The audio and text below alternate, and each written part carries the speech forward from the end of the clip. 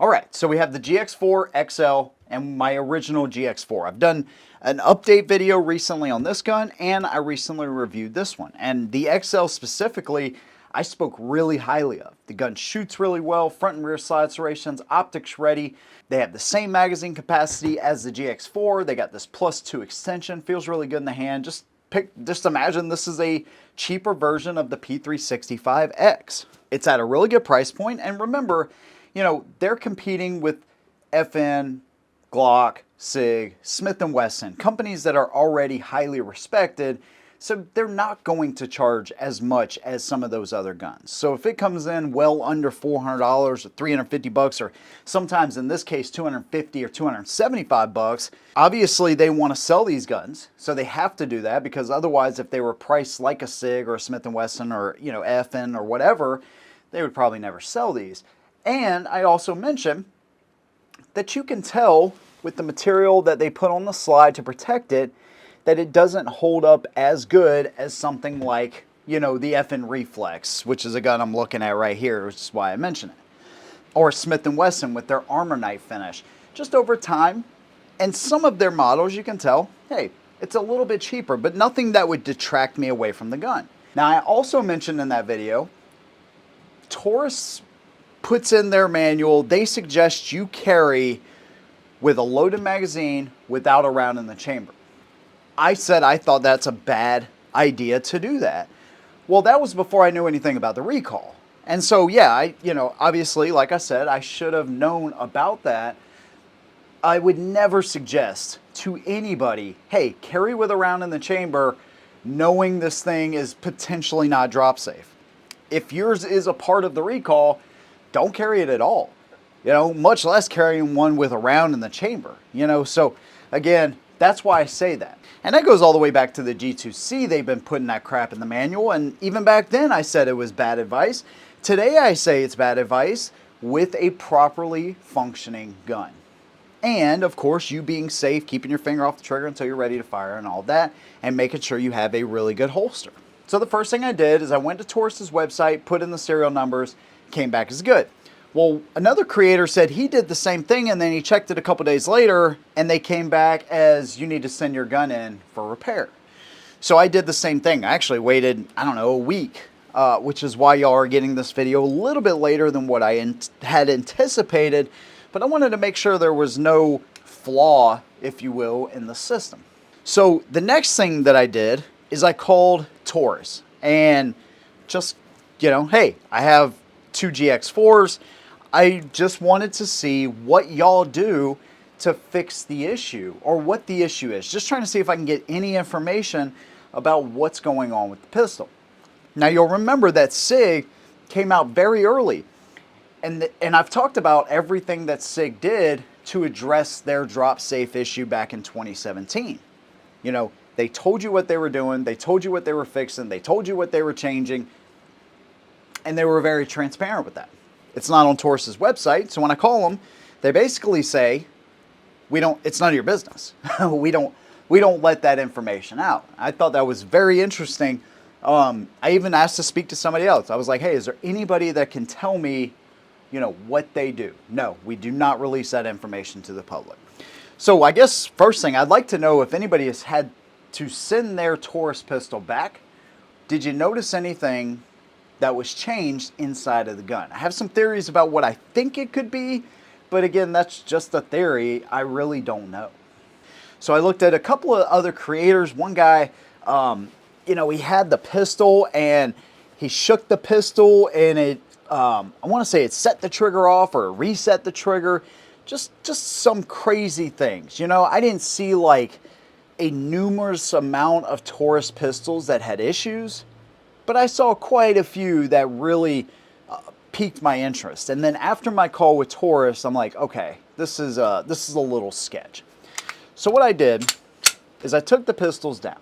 This video and many others is because of direct support from our Patreon members and our channel members right here on YouTube. So if you like to support what we do and know that your support comes right back to you in the form of trusted gun reviews, then I'll leave 2 links down below. One to Patreon and one where you can join right here and never have to leave YouTube. Your support goes directly into the channel, whether it's Guns for Reviews, ammo, editing, camera, everything that goes into making these videos. Also, check out some of the cool perks that y'all get as channel and patron members. If you don't want to do this or can't do that, totally understand. Enjoy the rest of the video. Big thanks to everybody here that supports what we do. First thing I look at is the bottom of the striker here. You'll notice there's a flat edge right there. And that's where the sear disconnects from that, allowing the striker to go forward and hit the primer. It's really flat right there. Well, Glock is kind of flat like that too. The difference is the sear right there. See that little nub? And I just don't know if there's enough surface area to positively keep that striker from going forward. I guess, you know, I'm just thinking about the SIG issue and how they put a redundant area right here in case it were to slip off the bottom of that striker. And I don't know, I would assume maybe this is the issue, maybe the fact that this is all the way forward. When you look at something like the Smith & Wesson, and this is how a lot of guns are set up. You see the sear right there. It's at the back of it. And not only does it look like more material, it is more material that's holding the Smith & Wesson sear in place, but Smith & Wesson also does something really neat here. They almost have like a little cutout in there. So that thing, when it sits up against here, it's kind of up and in here, so it has no chance of releasing. Whereas, again, the Taurus, just that flat piece of metal right there. Mine aren't affected, according to Taurus, but that's the only thing I can really think is maybe they change up the sear design. You know, maybe it's not enough metal there. Maybe there's a possibility that that slips off somehow because of the way these two surfaces interact with one another. Again, I could be totally wrong. That's just kind of what I saw. And again, when I compare that to Glock, Glock has a much better surface area on their sear as well. Similar to Smith & Wesson in a way. It just, I don't know, it seems like there's more material there to help keep the bottom of the striker engaged until you're ready to fire. See that right there? See how far that sticks up? And can make a positive engagement with the bottom of the Glock striker. Now, could be a metallurgy issue, could be a spring issue. I could be totally wrong. That is just a guess. That's it. I don't know that, and that's why I'm saying if you've had one of these pistols sent back, if you took it apart before and now you notice something significantly different. So, are these things safe to carry? Well, obviously, if yours is affected, it is not safe to carry. You want to, send it back, make sure it's fixed. Again, I'd love to hear anybody that has one of these, what did they fix? Because Taurus ain't saying nothing about it. Like I said, I haven't had any issues with them, but seeing how Taurus treated me, just as a regular customer, I've lost some faith in Taurus because of this. I mean, they don't owe me an explanation, I guess, more than they owe anybody else.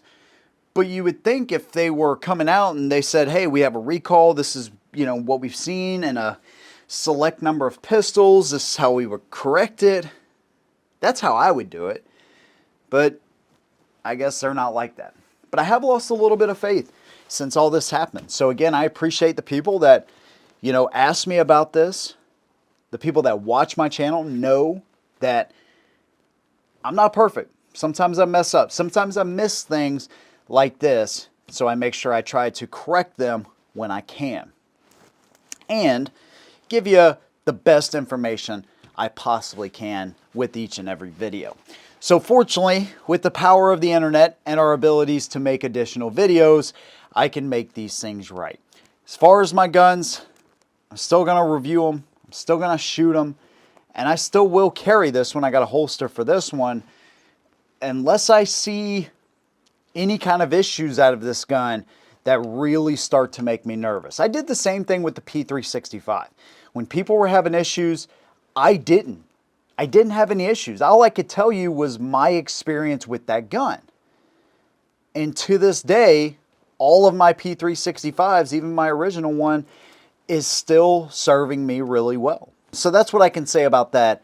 But the way Taurus reacted when I called them has made me lose a little bit of confidence in what they do. That's where I'm at with it, man. Love to hear your experience. If you like this video, maybe you'll like one of these other ones. Maybe you'll like the ones, the updates that I did on the GX4 and the full review I just did on the XL. Big thanks to you guys. See you in the next one. And as always, hold them down.